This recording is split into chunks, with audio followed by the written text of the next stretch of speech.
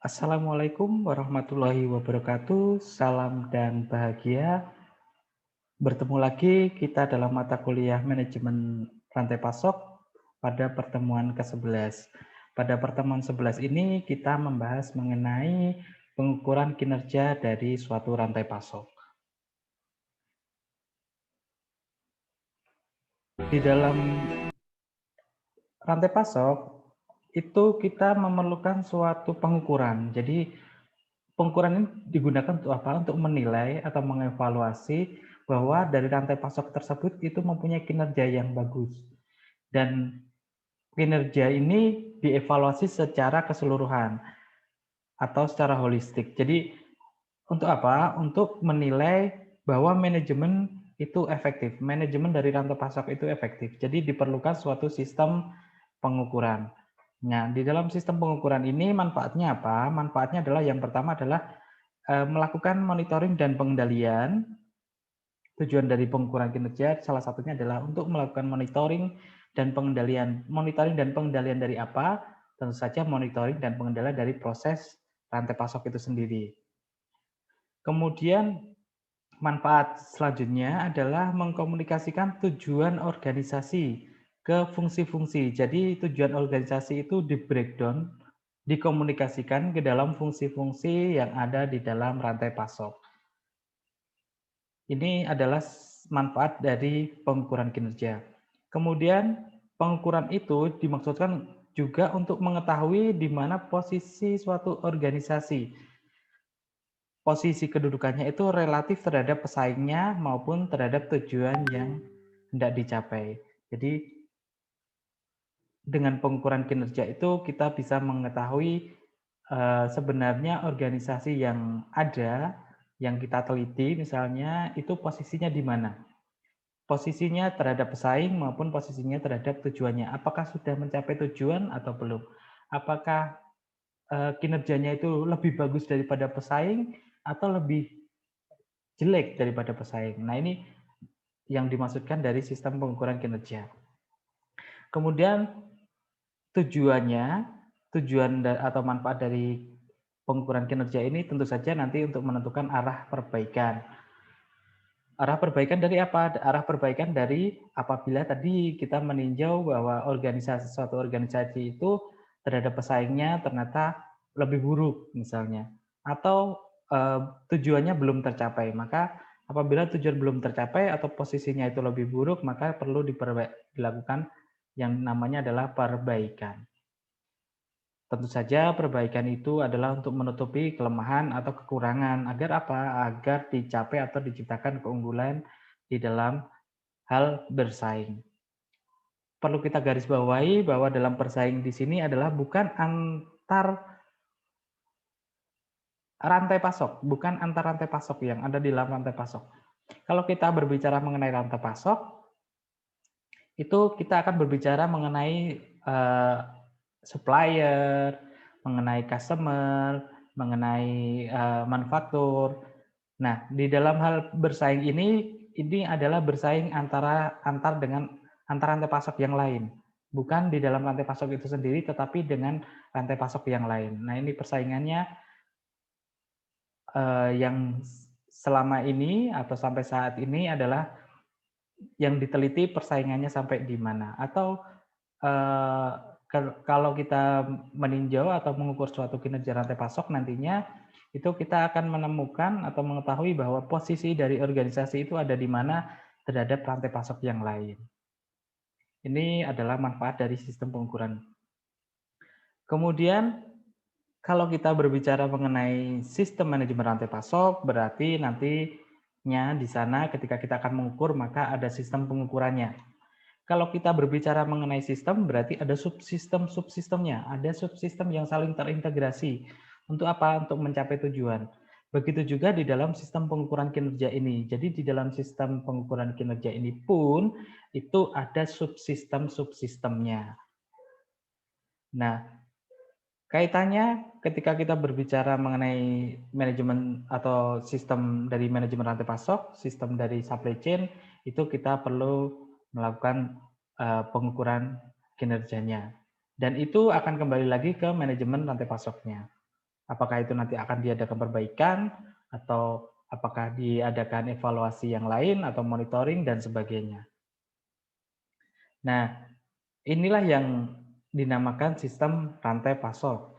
Jadi dalam sistem rantai pasok tentu saja mencakup antara lain adalah sistem manajemen rantai pasok sendiri dan sistem pengukurannya.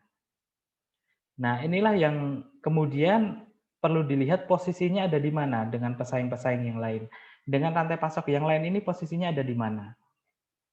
Ini yang perlu dipertimbangkan, atau ketika kita akan meneliti, maka tujuan yang akan kita capai dari pengukuran itu apa. Itu perlu ditetapkan dari awal sebelum kita meneliti. Supaya apa? Supaya tujuan kita dalam meneliti itu tidak menyimpang dari tujuan yang ada dari rantai pasok. Ketika kita berbicara mengenai sistem pengukuran, maka di sana akan memiliki beberapa tingkatan yang berbeda-beda. Jadi dalam suatu sistem pengukuran ini biasanya mengandung apa saja? Biasanya mengandung individual matrix. Ini adalah bagian dari suatu pengukuran. Kemudian ada yang namanya matrix set. Kemudian ada overall performance measurement system. Nah, kita bahas satu persatu. Dari individual metric, apa yang dimaksud dengan individual metric? Jadi individual metric ini berada pada tingkatan yang paling bawah dari suatu pengukuran. Jadi individual metric atau metrik yang berdiri sendiri secara individu, yang kemudian nanti digabungkan menjadi satu, itu namanya nanti metric set. Tetapi di sini adalah individual metric itu cakupannya yang paling sempit. Karena apa? Karena dia berbicara mengenai satu cakupan saja, metrik satu cakupan saja. Nah, metrik itu apa? Metrik itu adalah suatu ukuran yang bisa diverifikasi. Bisa diverifikasi berarti bisa dicek kembali. Kemudian diwujudkan dalam bentuk kuantitatif ataupun kualitatif. Artinya bisa diangkakan atau juga bisa dibahasakan. Dan didefinisikan dalam suatu titik acuan atau reference point tertentu. Jadi metrik ini adalah suatu ukuran yang bisa dicek kembali atau diverifikasi dan kemudian diwujudkan dalam bentuk angka-angka atau bahasa. Kemudian didefinisikan atau dibahasakan, diartikan terhadap suatu titik tertentu. Suatu titik acuan tertentu. Ini adalah yang dimaksud dengan matriks. Jumlah matriks bisa banyak. Agar tidak terjadi kerancuan nantinya, maka tiap metrik harus didefinisikan dengan jelas. Jadi bahasa paling mudah dimengerti itu adalah metrik itu kalau kita membuat tabel misalnya. Nah, di tabel-tabel itu kalau nantinya ada tabel pengukuran itu nanti pengukuran apa dulu? Pengukuran yang lebih spesifik, yang lebih kecil. Nah, pengukuran produk A misalnya. Berarti nanti ada pengukuran produk B, ada pengukuran produk C. Nah, ini dari pengukuran dari produk A inilah yang dinamakan individual metric. Masing-masing itu individual metric. Tetapi ketika produk ABC, pengukurannya itu digabung, ini yang dinamakan dengan metric set. Setelah individual metric ini, nanti kita akan masuk ke metric set. Nah, agar metrik ini bisa efektif, maka harus diwujudkan dalam bentuk yang masuk akal. Artinya apa? Artinya rasional, bisa dipahami. Kemudian mudah dimengerti, itu penting, mudah dimengerti. Jadi dari ketika kita membuat tabel, itu perlu sekali tabel yang kita buat itu mudah dimengerti oleh yang baca. Apalagi untuk yang menggunakan. Jadi kalau kita bekerja di suatu perusahaan misalnya, kita akan berangkat dulu misalnya dari nol, karena dari nol berarti kita misalnya jadi staff dulu. Nah, ketika kita menjadi staff, kita diminta oleh atasan untuk membuat suatu tabel pengukuran kinerja misalnya, maka dari tabel pengukuran kinerja yang kita buat itu, atasan harus bisa membaca dari tabel yang kita buat. Kalau misalnya tabel yang kita buat itu tidak mudah dimengerti, apalagi tidak mudah diterima oleh akal, maka metrik atau tabel yang kita buat itu tidak efektif. Kemudian metrik itu supaya bisa efektif maka harus value based. Artinya apa? Artinya ini dikaitkan dengan organisasi dalam menciptakan nilai atau value ke pelanggan atau memenuhi kepentingan stakeholder yang lain. Nah, ketika kita berbicara mengenai kepuasan pelanggan, itu sekarang sudah sudah berubah ya pandangannya, sudah tidak hanya untuk memenuhi kepuasan pelanggan, tetapi juga sudah mulai bagaimana pelanggan itu kembali kepada kita. Jadi tidak ketika misalnya kita punya toko elektronik misalnya, ketika kita menjual barang elektronik, ada pelanggan yang datang, itu pelayanan kita itu sebaiknya tujuan visinya itu sudah tidak hanya untuk memuaskan ke pelanggan. Kepuasan pelanggan itu nomor satu memang. Kepuasan pelanggan nomor satu. Tetapi kalau pelanggan itu loyal kepada kita, itu sudah bernilai lebih atau ada nilai tambahnya. Value added-nya. Kemudian kita bisa menangkap karakteristik atau hasil atau outcome dalam bentuk numerik atau nominal. Nah, ini angka ya, dalam bentuk numerik atau nominal. Kemudian harus bisa dibandingkan dengan reference point. Ketika kita berbicara mengenai reference point, nanti ketika teman-teman mengambil TA atau mengambil skripsi, itu sebaiknya teman-teman berangkat dari referensinya. Nah, di dalam referensi ini akan menampilkan tabel misalnya, ada tabel referensinya, dari si A untuk pengukuran 1, 2, 3, dan seterusnya, ini nilainya sekian. Maka dasar inilah yang nantinya kita jadikan sebagai acuan. Kita mengukur, di sini kan tadi kita mengukur A ya, kemudian kita ada produk lain yang sejenis yang akan kita ukur, itu misalnya produk ABC. Maka produk ABC ini 1, 2, 3, kemudian kita bandingkan dengan produk A. Ini hasilnya bagaimana? Nah, inilah yang dinamakan dengan reference point-nya. Ini reference point-nya. Produk A ini reference point dari produk ABC.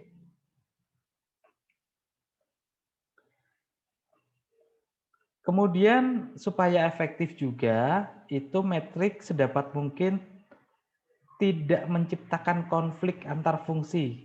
Jadi tidak menimbulkan konflik. Jadi tabel yang kita buat itu tidak menimbulkan konflik, tidak saling menyalahkan, apalagi dalam suatu organisasi atau kaitannya kalau di sini dalam rantai supply chain atau rantai pasoknya.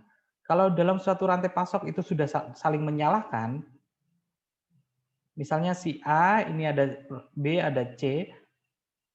Kalau si C ini produknya misalnya jelek, kemudian si C menyalahkan si B menyalahkan si A, ya nggak bakal ketemu nantinya.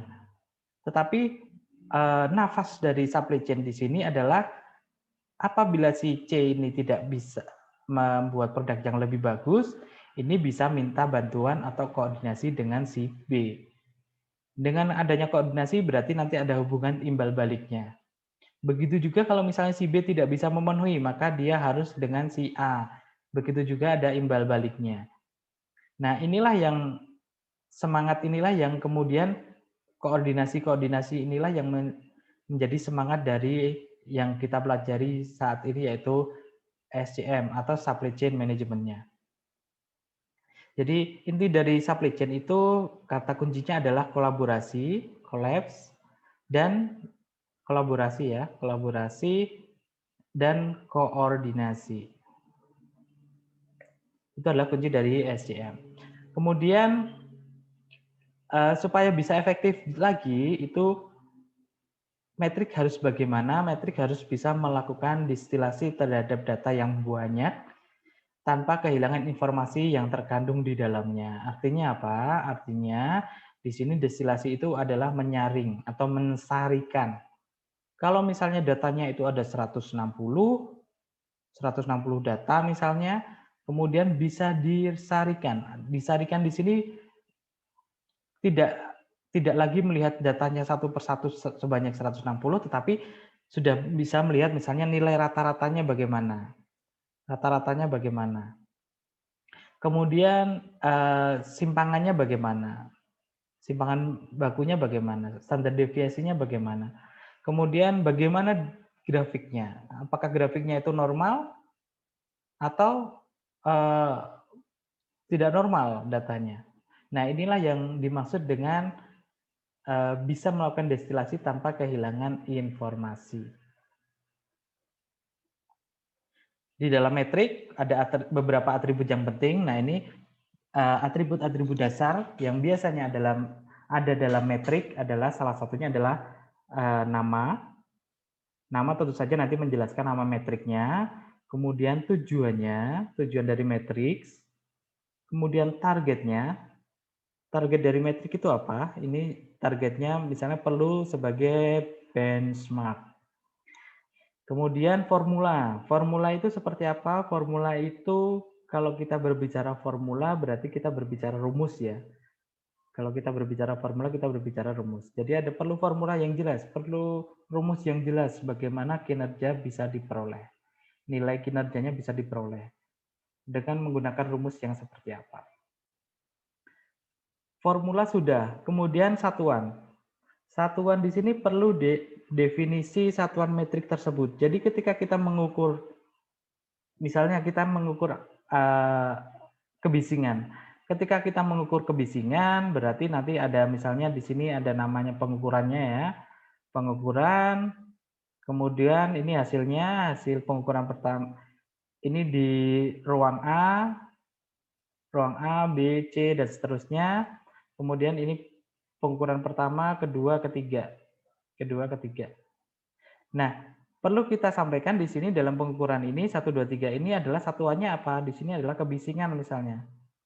Yang dinamakan dengan satuan di sini adalah dB, desibel misalnya. Jadi tidak hanya di sini ada angkanya 70, 20, 50 misalnya, tetapi kita tidak tahu apa yang ada di sini, satuannya apa yang ada di sini, angka apa itu. Perlu didefinisikan satuannya. Ini adalah untuk satuan. Kemudian frekuensi. Frekuensi ini juga bisa, ini adalah atribut penting yang ada di dalam metrik.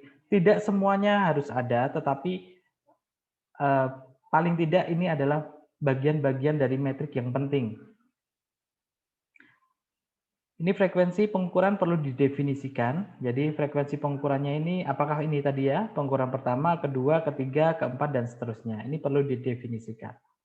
Kemudian sumber datanya. Sumber datanya itu dari mana? Misalnya dari pengukuran. Di sini sumber datanya. Sumber data pengukuran misalnya.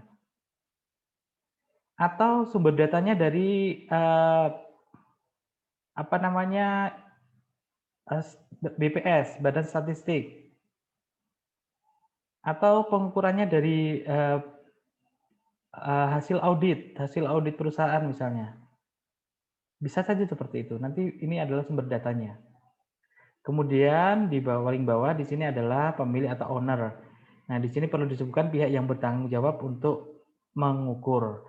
Nah, ini ketika melakukan suatu pengukuran itu ada siapa yang mengukur di sini dan pengukur siapa, dan di sini paling tidak adalah siapa penanggung jawabnya, PJ-nya siapa.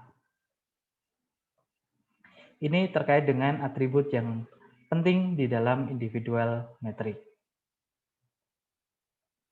Nah, di dalam individual metrik, ini kalau kita berbicara metrik, itu nanti kita berbicara mengenai dasarnya. Dasarnya itu apa? Fokus, atau dasarnya adalah waktu. Mari kita lihat, metrik bisa berdasarnya adalah fokus apabila metrik yang akan dibuat itu adalah mengenai kinerja finansial maupun operasional. Jadi ketika kita mengukur kinerja finansial maupun operasional, itu kita berdasarkan fokusnya. Nah, metrik operasional di sini itu mengukur kinerja dalam satuan waktu, detik, menit, jam, hari, bulan, tahun, ini adalah waktu. Kemudian output misalnya berapa berapa output per jam, berapa output per menit, berapa output per detik misalnya. Ini ada outputnya. Kemudian banyak proses dalam rantai pasok ini lebih baik dimonitor dalam satuan non finansial, dalam satuan bukan uang.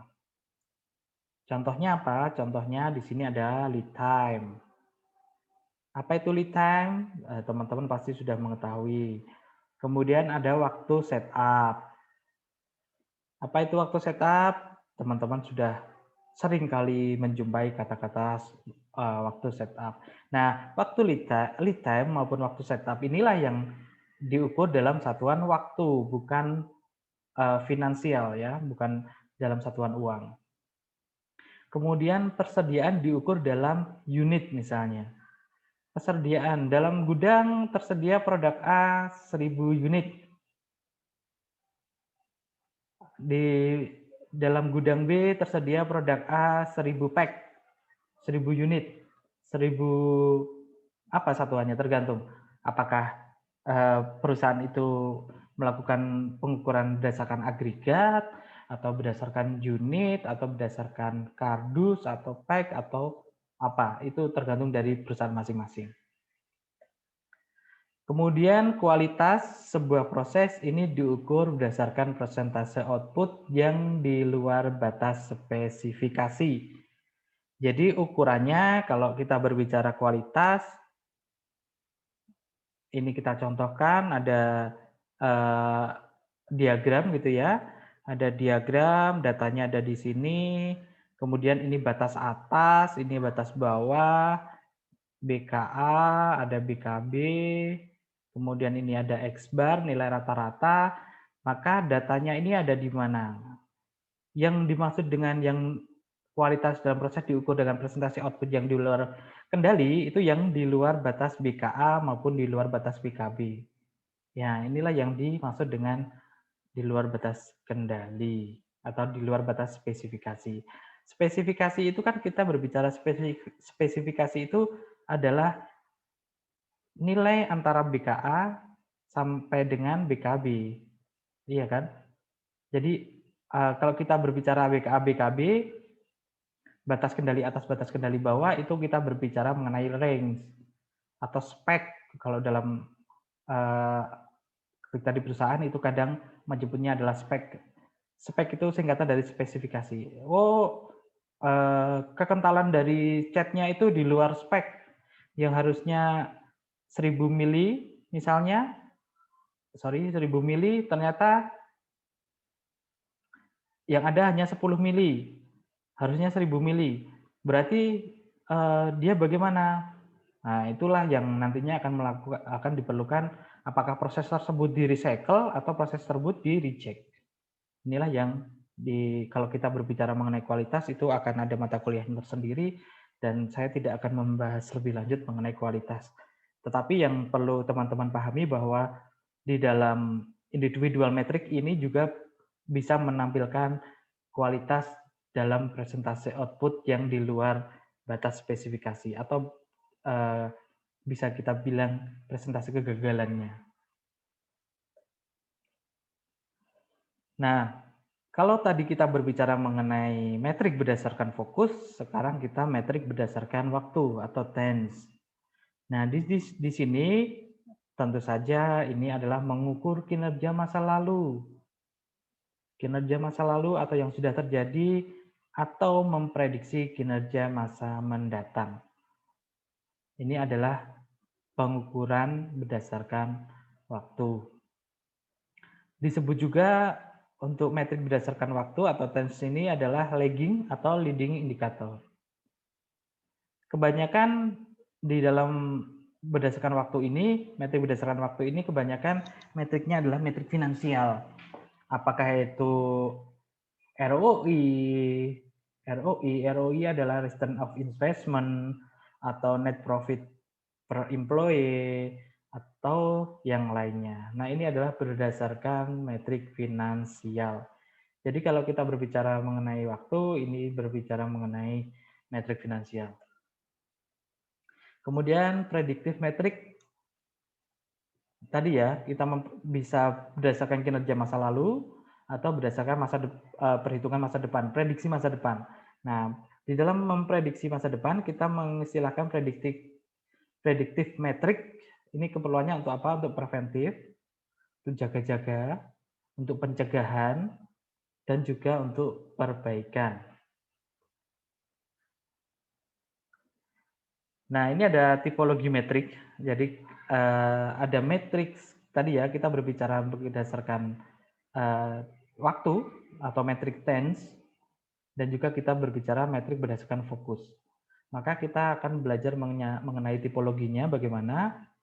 Kalau kita berbicara matriks tadi ya, berbicara metrik tense atau berdasarkan waktu, itu kita berbicara mengenai outcome dan prediktif. Sedangkan kalau kita berbicara fokus, kita berbicara mengenai finansial dan operasional. Nah, di dalam matrix sense itu berdasarkan outcome dan metrik fokusnya berdasarkan finansial. Maka nilainya atau metriknya adalah metrik dari ROA, Return of Asset, pengembalian aset. Kemudian kalau kita berbicara prediktif dan finansial itu berapa banyak biaya lembur per jam untuk satu orang misalnya. Nah, ini untuk mengukur apakah di masa depan itu anggarannya kurang atau tidak. Kemudian berdasarkan outcome dan juga operasional itu adalah pengukuran lead time. Dan untuk prediktif dan operasional itu adalah jumlah dari subproses atau setup untuk memprediksi dari lead time itu sendiri. Jadi ini adalah tipologi kaitannya antara metric tense dengan metric fokus. Nah, kalau tadi kita berbicara mengenai individual matrix, nah sekarang kita berbicara mengenai metric set. Metric set itu apa? Metric set itu adalah kumpulan dari beberapa metrik, kumpulan dari beberapa individual metrik. Diperlukan untuk memberikan informasi kinerja suatu subsistem. Jadi metric set ini adalah diperlukan untuk memberikan informasi kinerja dari suatu subsistem. Kita contohkan di sini, kinerja persediaan tidak cukup hanya diukur dengan satu metrik. Jadi ketika kita mengukur suatu persediaan, ini tidak hanya dengan menggunakan satu metrik saja.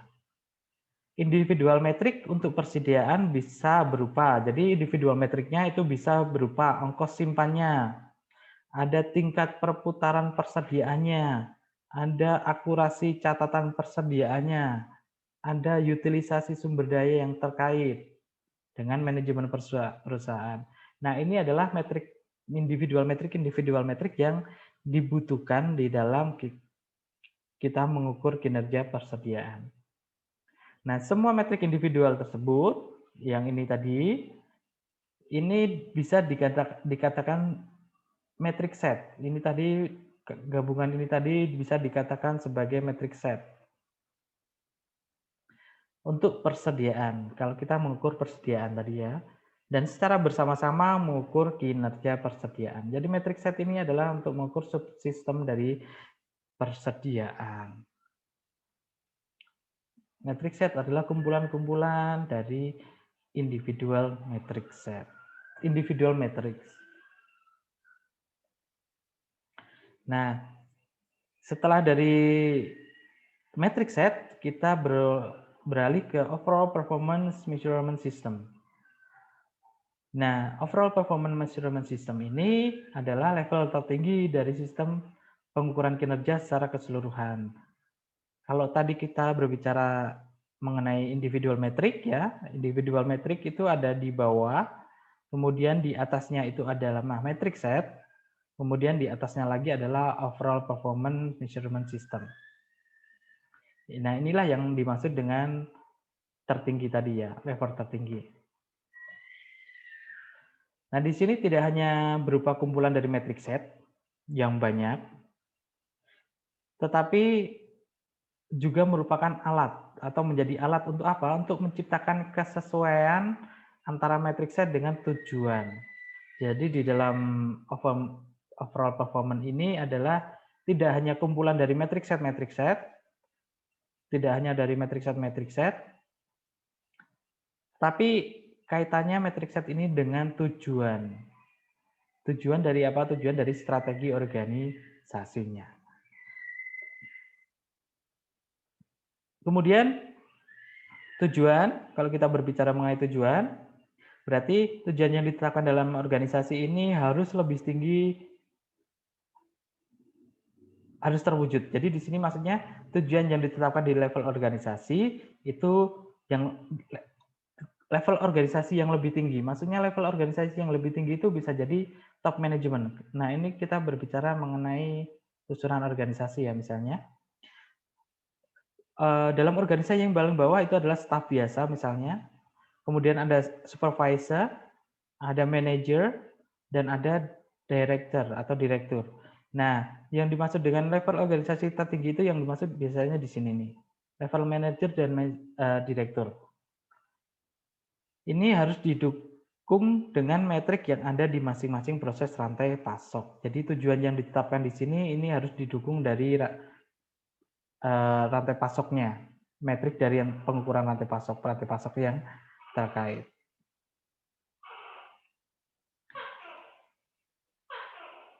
Konflik antar proses bisa diredam dengan adanya koordinasi yang baik. Nah, itu tentu saja bisa diredam ya, karena ini adalah nafas dari SCM. Nafas dari SCM tadi ya, kolaborasi, koordinasi, itu adalah nafas dari SCM. Nah, ketika kita berbicara mengenai pengukuran, maka kita akan melakukan pengukuran berdasarkan apa? Dengan pendekatan apa? Nah, pendekatan proses dalam pengukuran kinerja rantai pasok, RP di sini adalah rantai pasok ya. Ini banyak digunakan untuk merancang sistem pengukuran kinerja supply chain. Jadi pendekatan berdasarkan proses. Nah, kalau kita berbicara mengenai supply chain, pasti kita berbicara mengenai proses. Nah, pendekatan proses inilah yang banyak digunakan dalam merancang sistem pengukurannya. Proses, kalau kita berbicara proses, ini pengertian secara umum bahwa proses adalah kumpulan dari aktivitas yang melintasi waktu dan tempat, memiliki awal, akhir, dan input maupun output yang jelas.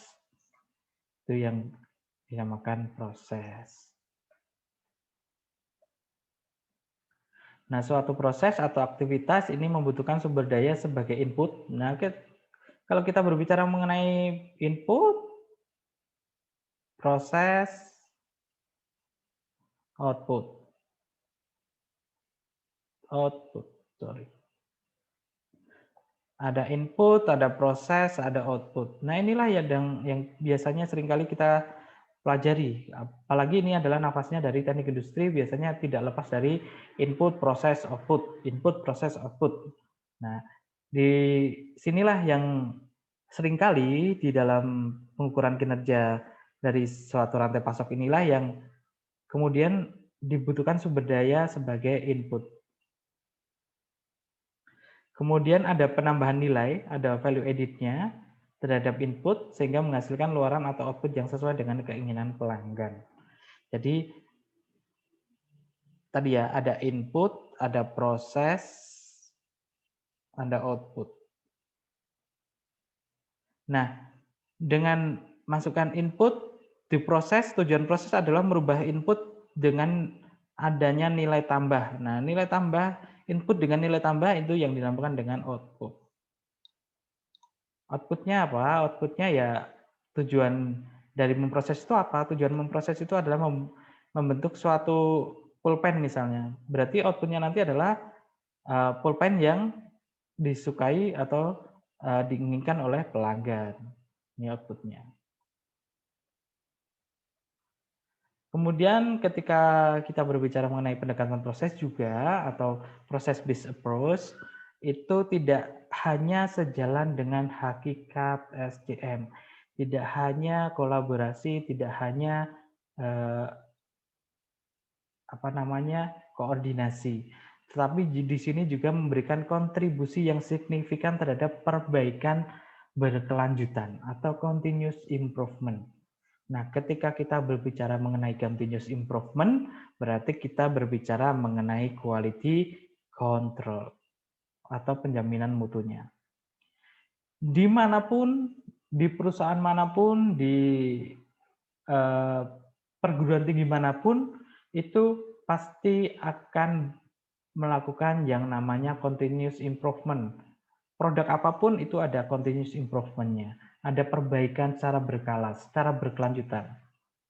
Untuk menciptakan apa? Semakin menciptakan produk yang disukai pelanggan. Bisa jadi kita contohkan HP misalnya. Smartphone. Smartphone sudah bergeser fungsinya. Kalau dulu fungsi smartphone itu hanya untuk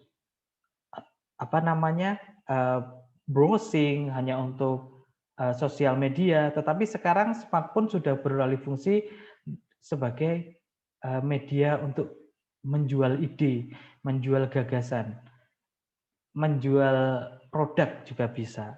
Nah, sudah beralih smartphone-nya itu tidak hanya sebagai fungsi komunikasi saja antar dua orang, antar beberapa orang, tetapi sudah pada ribuan orang. Ini adalah fungsi dari continuous improvement smartphone. Salah satunya seperti itu. Kemudian memungkinkan kita untuk mengidentifikasi masalah pada suatu proses. Tujuannya yang tadi, tentu saja preventif, pencegahan, maupun mengambil koreksi sebelum terjadi masalah yang lebih luas. Nah, ada 7 langkah ketika kita akan melakukan pengukuran berdasarkan proses. Yang pertama adalah dengan identifikasi dan hubungkan semua proses yang terlibat, baik di dalam maupun di luar organisasi. Jadi prosesnya seperti apa? Kita perlu menggambarkan proses dari rantai pasok itu. Kalau kita berbicara mengenai proses berarti nanti saling berhubungan ya. Ini bisa jadi seperti ini, bisa jadi seperti ini. Nah, proses inilah yang perlu kita definisikan, perlu diidentifikasi. Kemudian definisikan dan batasi proses inti sampai di mana proses akan dianalisis. Tujuannya sampai di mana? Tujuan kita menganalisis itu sampai di mana? Kemudian kita perlu juga menentukan misi, tanggung jawab, dan fungsi dari proses inti tersebut. Jangan sampai melebar, jangan sampai keluar dari jalurnya, jalur dari pengukuran yang akan kita cari. Kemudian uraikan dan identifikasi subsistemnya, kemudian tentukan tanggung jawab dan fungsi dari subsistem. Setelah itu diuraikan lebih lanjut mengenai subproses menjadi aktivitas. Dan yang ketujuh, langkah terakhir adalah menghubungkan target antar hierarki mulai dari proses hingga ke aktivitas. Dekomposisi proses dalam pengembangan sistem pengukuran, ini berdasarkan proses ya, dekomposisinya seperti ini contohnya. Kalau kita tadi kan harus mendefinisikan proses intinya. Nah, di dalam proses inti berarti nanti kita perlu definisikan tugas dan fungsinya. Setelah kita definisikan tugas dan fungsi, berarti nanti kita menentukan targetnya, tujuannya apa. Tujuan yang akan kita capai apa. Kemudian dari proses inti, ini kita breakdown menjadi subproses-subprosesnya. Kemudian ada subproses A, subproses B, dan seterusnya. Nah, dari masing-masing subproses ini kita tentukan tugas dan fungsinya. Dan tidak lupa kita juga perlu mendefinisikan targetnya atau menggambarkan target yang akan kita buat dari prosesnya. Nah, masing-masing dari subproses ini tentu saja terdiri dari banyak aktivitas. Nah, itu kita breakdown menjadi aktivitas-aktivitas yang lebih detail. Dan tentu saja dari aktivitas itu kita juga definisikan tugas dan fungsinya. Begitu juga dengan targetnya. Nah, tugas dan fungsi dari proses inti kemudian di breakdown atau dihubungkan dengan tugas dan fungsi dari subproses, begitu juga tugas dan fungsi dari aktivitas. Begitu juga dengan target. Target dihubungkan dari target proses inti, masing-masing subproses, dan target dari aktivitas. Ini adalah dekomposisi atau komposisi dari proses ketika kita mengukur suatu rantai pasok. Nah, metriknya ada banyak yang bisa dipelajari, nanti teman-teman bisa pelajari, tidak hanya dari materi ini. Itu adalah salah satunya contohnya adalah performance of activity atau POA. POA ini adalah model yang digunakan untuk mengukur kinerja aktivitas yang menjadi bagian dari proses rantai pasok berdasarkan aktivitas performance atau kinerja dari aktivitasnya.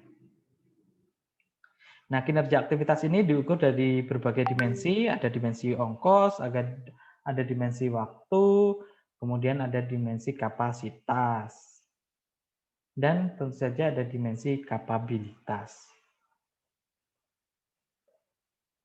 Dari kinerja ini dari dimensi tadi ya, setelah kapabilitas maka ada dimensi produktivitas, ada dimensi utilisasi, dan ada dimensi outcome. Ini adalah 7 dimensi yang biasanya ada ketika mengukur kinerja berdasarkan aktivitas. Kemudian model skor. Di model skor ini adalah seringkali dipakai atau digunakan ketika akan mengukur suatu kinerja dari supply chain. Nah, skor itu apa? Skor itu adalah supply chain operation reference atau skor. Nah, skor ini teman-teman bisa pelajari nanti teman-teman bisa mencari contoh-contoh jurnal gitu ya yang membahas terkait skor. Nanti kata kuncinya adalah skor dan SCM. Nah, itu nanti akan teman-teman bisa melihat bagaimana mengukur kinerja dari supply chain dengan metode skor. Modelnya ini berdasarkan proses, mengintegrasikan 3 elemen utama dalam manajemen, ada business process reengineering-nya, ada benchmarking-nya, dan ada proses measurement-nya. Business process reengineering itu apa? Business process reengineering ini adalah menangkap proses kompleks yang terjadi saat ini dan didefinisikan proses yang diinginkan. Jadi ketika kita berbicara as, is, dan to be, yang ada saat ini dengan yang diinginkan. Kemudian ketika kita berbicara benchmarking, berarti di sana ada reference. Di sini adalah kegiatan untuk mendapatkan data kinerja operasional dari perusahaan sejenis, karena benchmarking ya. Kalau kita berbicara benchmarking, misalnya ada Yamaha, ada Honda, ada apa lagi? Kawasaki misalnya. Nah, ini adalah perusahaan-perusahaan sejenis yang menghasilkan sepeda motor misalnya. Nah, inilah yang perlu dicari definisi kinerjanya itu apa. Dari Kawasaki nilainya bagaimana, dari Yamaha bagaimana, Honda bagaimana, dan yang akan kita ukur misalnya dari PTX. Nah, ini didasarkan pada 3 ini bagaimana. Ini yang dinamakan benchmarking. Kemudian benchmarking ini juga tidak hanya dari suatu perusahaan seperti ini, tetapi benchmarking juga bisa teman-teman peroleh dari referensi penelitian sebelumnya. Dari jurnal-jurnal sebelumnya, itu juga bisa dijadikan sebagai dasar benchmarking. Kemudian ketika kita masuk proses measurement, di sini adalah untuk mengukur, mengendalikan, dan memperbaiki proses-proses supply chain. Ini adalah 3 elemen utama dalam manajemen yang digunakan untuk mengukur suatu kinerja supply chain dengan model SCORE. Ini ya, oke. Nah, ini adalah 5 proses inti dari supply chain dalam model SCORE. Ada source, ada make, ada deliver, ada return. Baru 4 ya. Coba apa lagi? Ada plan. 5 plan. Ini kalau ketika kita berbicara yang ini, maka plan-nya ada di atas ini. Ya. Ada 1, ada 2, ada 3, ada 4, ada 5. Ini adalah proses inti dari model skor. Nah, 5 inilah yang diukur dari baru satu perusahaan. Bagaimana dengan suppliernya kalau kita berbicara mengenai internal atau eksternal? Bagaimana dengan customer-nya? Bisa internal, bisa eksternal. Contoh customer internal itu seperti apa? Contoh customer internal itu apabila di sini ada divisi jahit misalnya, kemudian di sini ada divisi bukan quality control ya. Kalau di sini jahit berarti di sini pengemasan misalnya. Kemas, packing. Sebelum divisi jahit, pemotongan misalnya.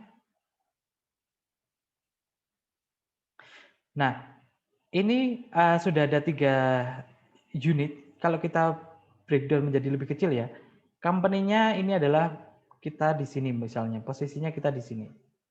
Berarti ketika kita berbicara mengenai internal supplier, berarti internal supplier-nya adalah bagian dari pemotongan ini. Ini adalah internal supplier. Kalau internal customer ya inilah internal customer. Tetapi kalau kita sudah berbicara mengenai internal eksternal berbicara mengenai eksternal customer tentu saja di luar dari perusahaan. Eksternal supplier juga di luar dari perusahaan. Tetapi kalau dalam lingkup perusahaan tersebut ini yang dinamakan dengan supplier maupun customer internalnya. Seperti itu. Nah, ini adalah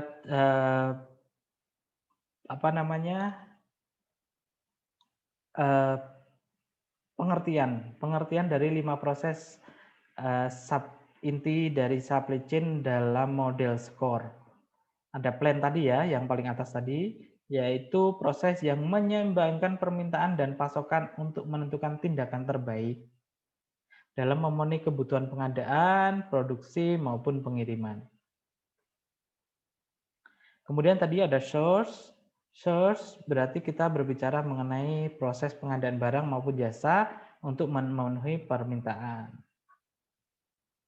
Kemudian ada make, apakah barangnya itu dibuat atau barangnya itu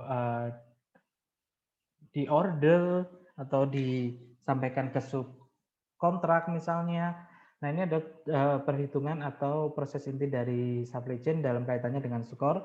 Berarti di sini proses mentransformasikan bahan baku menjadi komponen bahan baku atau komponen menjadi produk yang diinginkan pelanggan. Berarti di sini adalah make, membuat. Bisa didasarkan pada target atau make to stock, ada bisa berdasarkan pesanan make to order atau make to engineer to order. Itu dasar dari bagaimana kita memproses atau memproduksi. Kemudian deliver berarti kita berbicara mengenai pengiriman ya.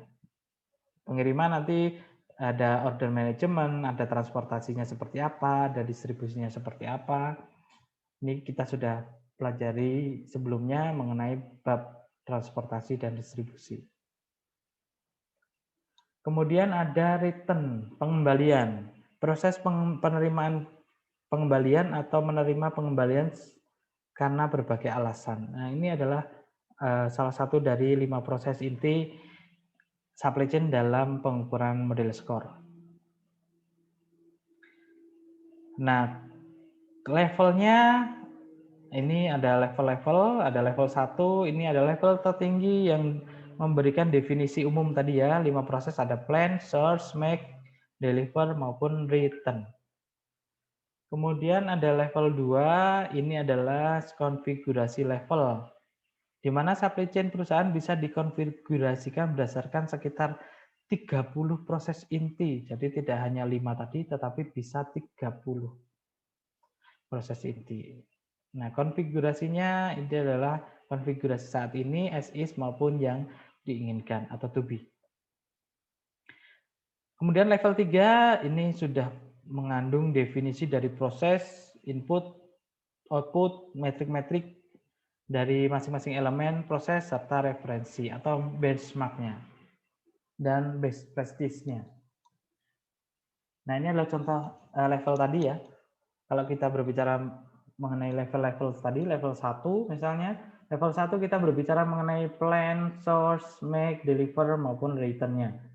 Tetapi kalau kita sudah di level 2, sudah konfigurasinya, mengidentifikasi konfigurasi dari segmen atau produknya. Apakah make to stock, make to order, maupun engineer to order. Ini adalah konfigurasinya. Sedangkan level ketiga ini lebih kepada aktivitas bisnisnya. Aktivitas bisnis contohnya apa? Ada schedule production activity, ada isu produk, ada produce dan test, ada packaging, ada stage product, ada release product atau launching produk. Nah, ini adalah bagian dari aktivitas bisnis. Nah, kita masih berbicara mengenai metrik pada skor. Jadi ada yang dinamakan dengan customer facing. Customer facing ini penting bagi pelanggan. Contoh dari customer facing itu adalah pelanggan sangat berkepentingan. Pelanggan sangat berkepentingan terhadap kinerja pengiriman, di mana keterlambatan dan kerusakan sewaktu proses pengiriman menjadi perhatian penting bagi pelanggan. Nah, di sini menggunakannya adalah delivery performance. Kemudian ada internal facing. Internal facing ini apa? Internal facing ini adalah untuk memonitor internal, tetapi tidak langsung menjadi perhatian dari pelanggan. Kalau customer facing berarti menjadi kepentingan pelanggan, tetapi kalau internal facing itu tidak bersinggungan dengan kepentingan pelanggan, tidak menjadi perhatian dari pelanggan. Contohnya apa? Contohnya perusahaan tidak perlu repot memonitor jumlah persediaan yang dimiliki pelanggan. Nah, ketika kita mempunyai perusahaan televisi, kita tidak perlu di sana di toko A itu stoknya masih berapa. Itu tidak. Ketika kita berbicara mengenai internal facing. Tetapi ini sangat berkepentingan untuk mengetahui jumlah persediaan yang cukup namun tidak berlebihan. Artinya oh, di sana sudah cukup, di sana sudah cukup. Artinya itu cuma cukup bukan berapa banyaknya, tapi cukup atau tidaknya. Itu ketika kita berbicara mengenai inventory days of supply. Sorry, tulisannya kurang supply ya. Nah, dimensi umumnya, dimensi pengukuran ya, ada reliability, ada responsiveness, ada flexibility, ada cost, ada biaya, ada aset. Nah, ini adalah tadi ya, ketika kita berbicara mengenai customer facing dan internal facing. Customer facing berarti bersinggungan dengan pelanggan, internal facing itu tidak bersinggungan dengan pelanggan. Nah, ini adalah performance atributnya, performance metriknya. Ini masih metrik level 1 ya.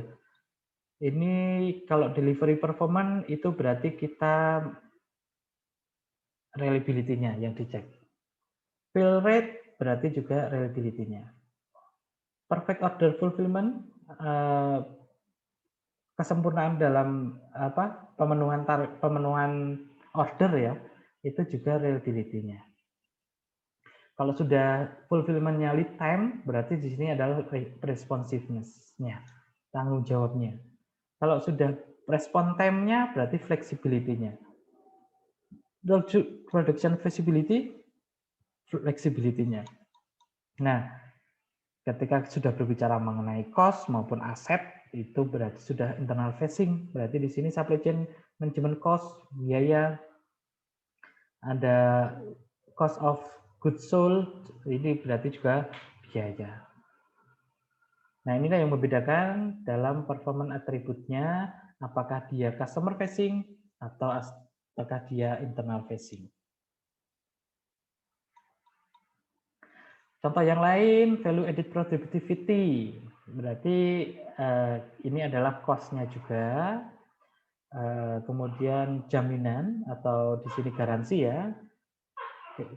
Biaya garansi atau pengembaliannya, ini berarti kita masih berbicara mengenai cost. Kalau sudah cash to cash cycle time, ini sudah berbicara mengenai aset. Inventory day of supply tadi ya, aset juga, dan aset tentu saja itu adalah aset yang diukur.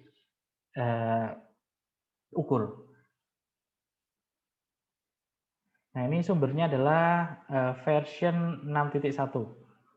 Versionnya ada berapa? Versionnya ada banyak, nanti teman-teman bisa lihat. Skor level versionnya berapa. Nah, ini contohnya yang tadi ya, yang aset ya. Kalau kita berbicara inventory days of supply, kita berbicara mengenai aset ini. Ya. Nah, di sini mengukur kecukupan persediaan dengan satuan hari. Satuannya sudah hari. Kemudian lamanya rata-rata dalam hari, suatu perusahaan bisa bertahan dengan jumlah persediaan yang dimiliki apabila tidak ada pasokan lebih lanjut. Kemudian klasifikasi aset, kemudian dikatakan bagus apabila mampu memutar aset dengan cepat. Memiliki turnover-nya tinggi. Kemudian semakin pendek inventory day of supply, berarti semakin bagus kinerja aset dari suatu supply chain. Nah, kita contohkan dalam perhitungan. Suatu perusahaan rata-rata menyimpan suatu komponen sebanyak 150 unit. Kebutuhan rata-rata dari komponen per tahun adalah 4.000 unit. Kemudian jumlah harinya dalam tahun adalah 250 hari per tahun.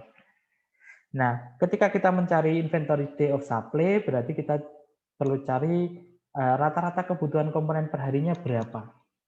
Rata-rata kebutuhan komponen per hari berarti dari 4.000 unit per tahun tadi dibagi 250 hari.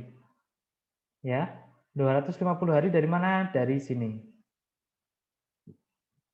Karena ini kan per tahun ya, 4.000 per tahun dan ini 250 per tahun.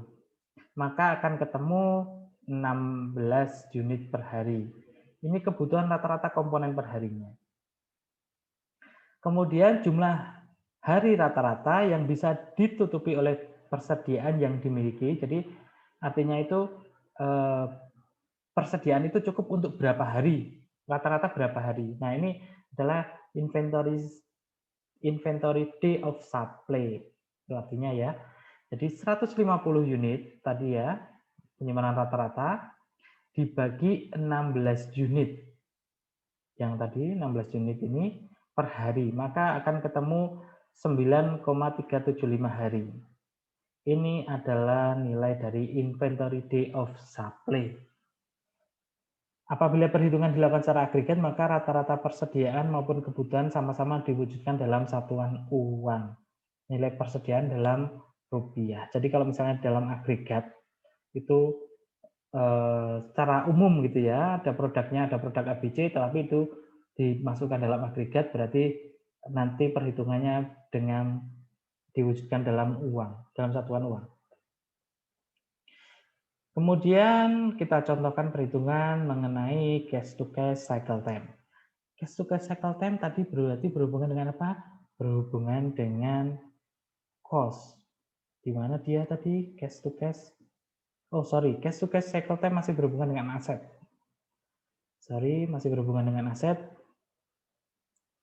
Jadi di dalam cycle cash to cash cycle time ini mengukur kecepatan dari supply chain mengubah persediaan menjadi uang. Ini adalah mengukur dari aset.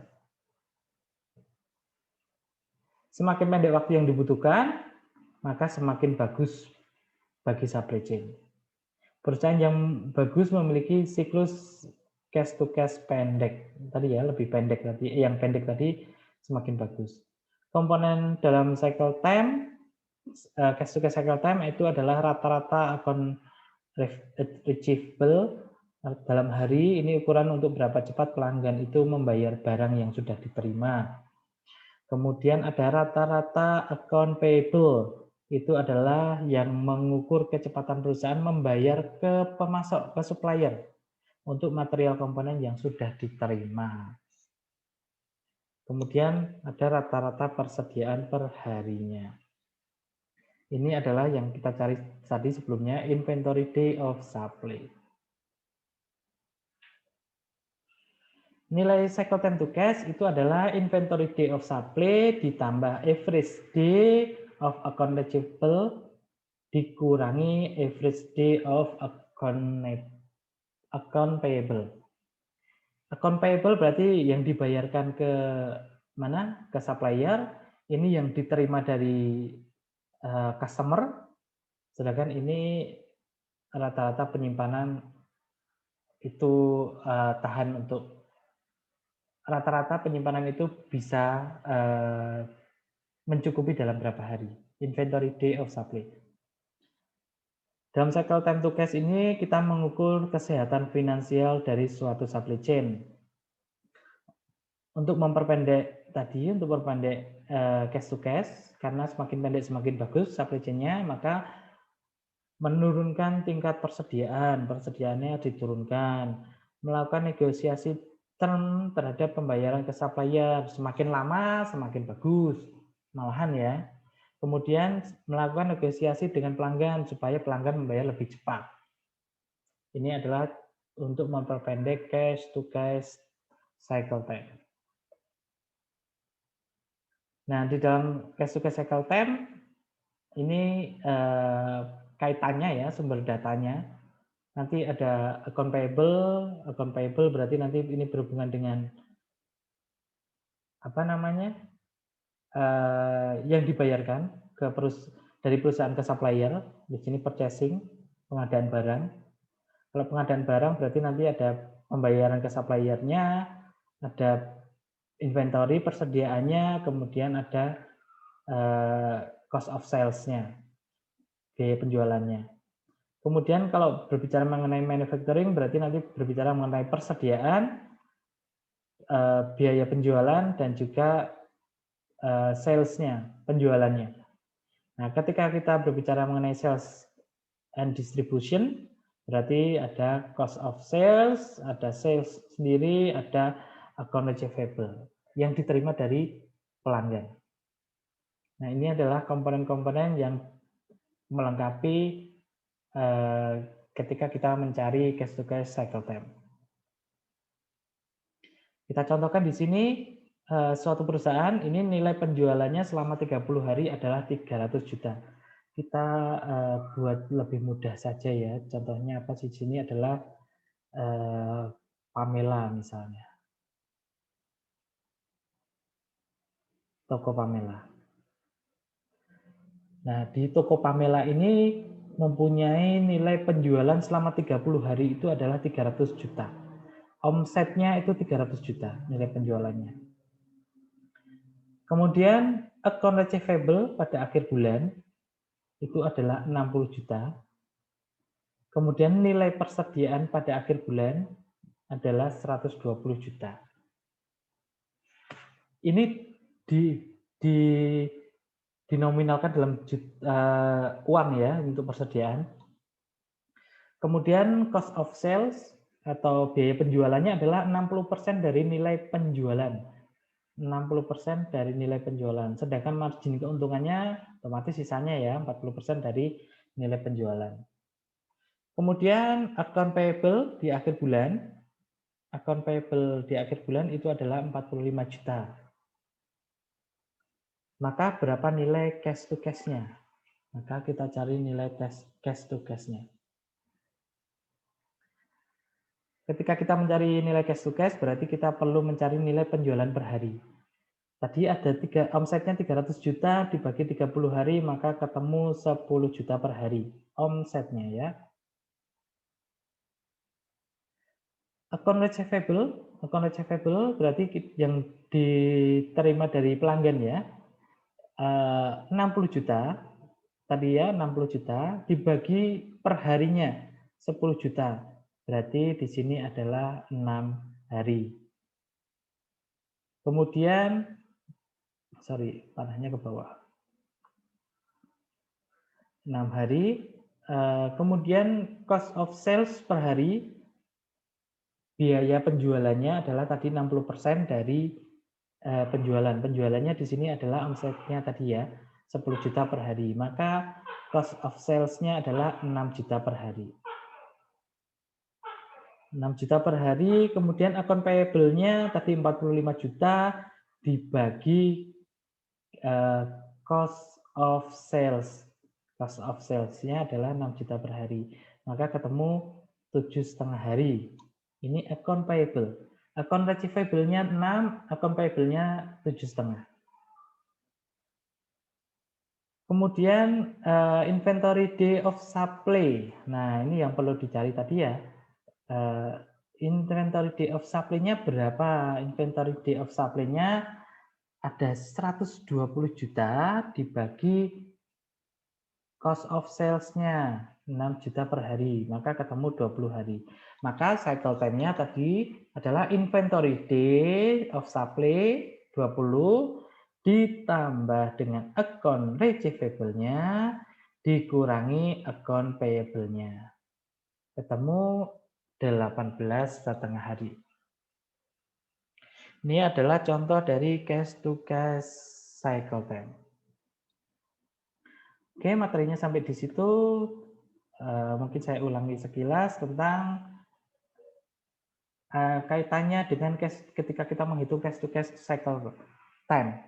Akun receivable ini adalah kaitannya dengan seberapa cepat pelanggan membayar barang yang sudah diterima. Jadi pelanggan itu kapan bayarnya, waktunya berapa lama, ini rata-ratanya. Kemudian account payable. Payable berarti kecepatan perusahaan membayar ke pemasok. Membayar ke suppliernya. Ini payable. Payable-nya dan ini receivable. Oke, ini yang penting dari materi pengukuran yang saya sampaikan pada pertemuan ke-11 ini. Silakan nanti teman-teman membaca kembali dari referensi mana saja boleh, bisa dari supply chain manajemennya karya Pak Prof. Nyoman Bujawan, atau dari referensi yang lain. Untuk memperkaya teman-teman dalam memahami pengukuran kinerja supply chain. Demikian saya sampaikan. Apabila ada pertanyaan, silakan nanti bisa didiskusikan di grup WhatsApp. Atau bisa japri ke saya apabila teman-teman merasa tidak enak atau malu dengan yang lainnya. Silakan japri ke saya apabila belum jelas. Demikian untuk pertemuan ke-11, saya cukupkan sekian. Terima kasih atas perhatiannya. Saya tutup. Wassalamualaikum warahmatullahi wabarakatuh. Salam dan bahagia.